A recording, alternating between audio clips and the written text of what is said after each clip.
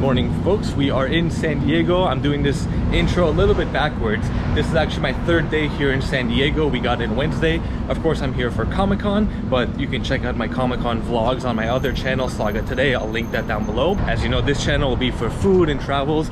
We are staying at the Marriott Pulse, which I have reviewed and done a video walkthrough for before, so that link will also be down below. We're just trying out a whole bunch of restaurants. You know, whenever we come to San Diego, even if it's for Comic-Con, we try to branch out and try as many new restaurants as we can. Some old, like Phil's Barbecue, we have to always go there.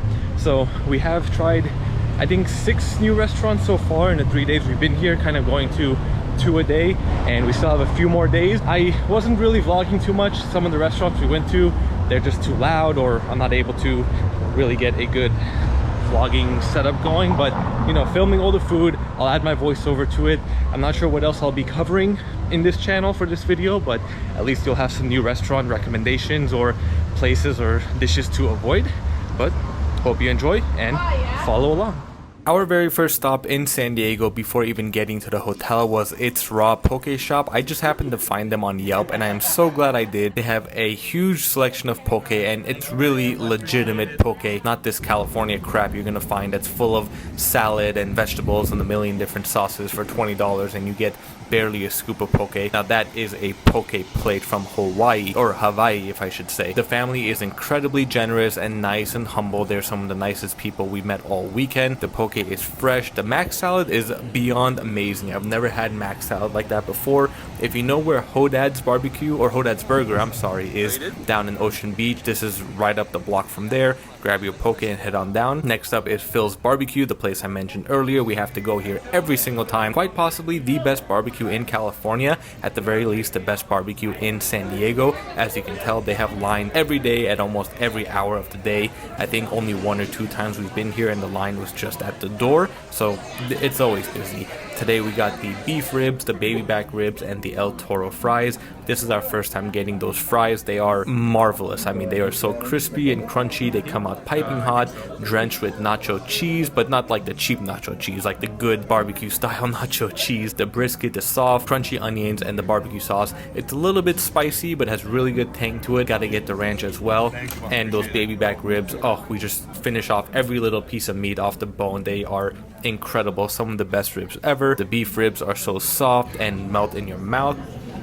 We did get the coleslaw too, and that was okay. It's just there for more of like a balance between the sauce and the meat.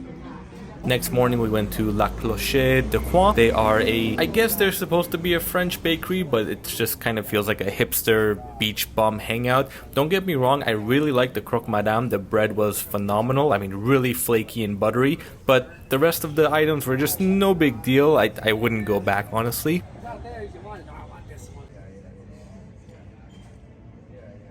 Next up we have OB Noodle House. This was seen on Guy Fieri's Diners, Drive-Ins, and Dives, and I believe a few other places.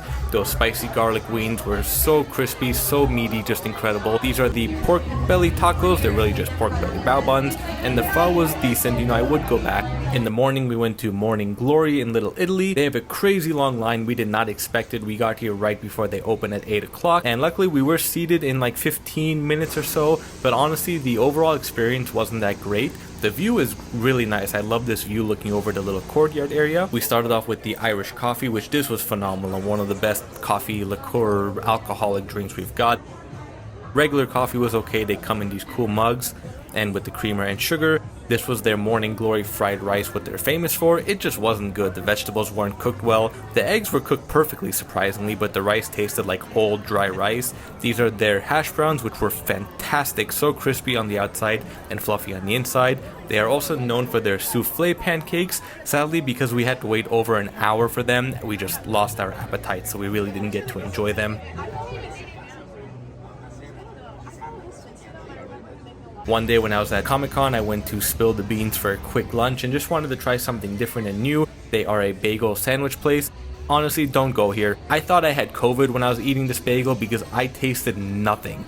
Like the blandest, most boring. I don't know what they did to that bagel. It was almost gross with how plain it was. On Friday night, I went to room 56, I think the name was. Sorry, I'm gonna link it down below, but they are a speakeasy that you have to make reservations for. Got a seat at the bar since I was alone this night. Really fantastic drinks. Like this is the kind of bar you want to go to. That first drink was called One Stiff Mexican Mocha, and then this is the Kookaburra, however you say it. I think it's named after that bird in Australia. Really solid drinks, fantastic staff. Well, the staff is really just a waitress and a bartender, but yeah, they really make the drinks well, and they have a huge menu also.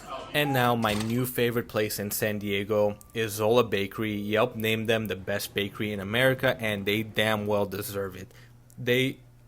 I was shocked at how delicious and amazing their pastries are, but not just that, their staff, like every staff they hire is beyond incredible. They are nice, they're welcoming, they're warm, they help you out if you have any questions, if you need anything. I know you may not think it's something huge if you just ask for like a napkin or water, but there's always that approach and that presence they give. Now, it's a really unique setup too. I think this is like a photo studio or some kind of office space, whatever. The bakery is actually up on that second floor. The owner, Jeffrey, actually he's right there. I didn't get a chance to actually meet him, but he went online on social media and said like, stop coming for a while because we're just so busy, we can't keep up with it. My first visit, I got the Tahitian vanilla knot and the plain croissant. Oh my god, that croissant is so flaky, buttery, crispy, crunchy, fluffy, light, just beyond incredible. That Tahitian vanilla knot is so doughy and chewy, and you taste real vanilla. I mean, I know it's hard to imagine, but sometimes you get so used to all the artificial vanilla being used everywhere. It's a real nice change to have some real vanilla being used. One night for dinner, I met up with some friends at Havana 1920 in the gas lamp. I honestly did not expect much from this place, but I was shocked at how good the food and drinks were.